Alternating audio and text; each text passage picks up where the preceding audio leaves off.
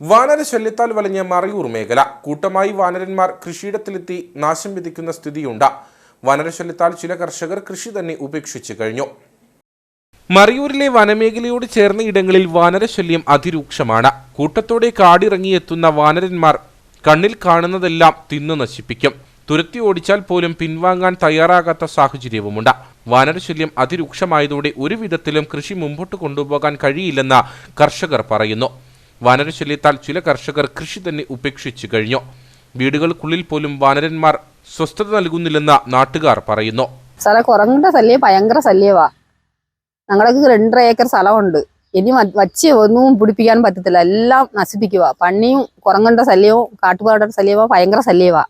ഒന്നും ചെയ്യാൻ പറ്റത്തില്ല. പോണ മാസം ഞാൻ 1300 രൂപയ്ക്ക് ഇവിടെ കഷ്ടപ്പാട് പെട്ടിട്ട് 1300 രൂപ സാധനം മേടിച്ച് വെച്ച് അത്രയും വാരിക്കൊണ്ടുപോയി. വീട്ടിൽ ചന്നൽ കൊണ്ടി എടുത്തിട്ട് എല്ലാം വാരിക്കൊണ്ടുപോയി.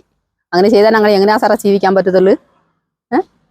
ഞങ്ങളിങ്ങനെ കഷ്ടപ്പാട് പെട്ടി ജീവിച്ചിട്ട് കടയിൽ പണിയെടുത്തിട്ട് ഞങ്ങളെല്ലാം കൊണ്ടുപോയിട്ട് തിന്നാൻ പറ്റുമോ? കുരങ്ങനെ എല്ലാം ഭയങ്കര ശല്യവാ. അതിരാവിലെ കാടിറങ്ങിയെത്തുന്ന വാനരന്മാർ നേരം ഇരുളുമ്പോൾ മാത്രമേ തിരികെ കാട് കയറൂ. കൃഷിയിടം പൂർണ്ണമായി വാനരന്മാർ കൈയടക്കുന്ന സ്ഥിതി കർഷകരെ കുറച്ചൊന്നുമല്ല വലയ്ക്കുന്നത്.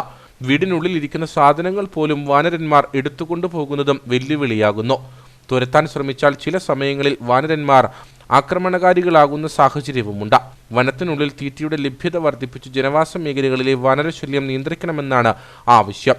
അല്ലാത്തപക്ഷം വനാതിർത്തിയോട് ചേർന്ന ഇടങ്ങളിലെ കർഷകർ പൂർണ്ണമായി കൃഷി ഉപേക്ഷിക്കേണ്ടി വരും.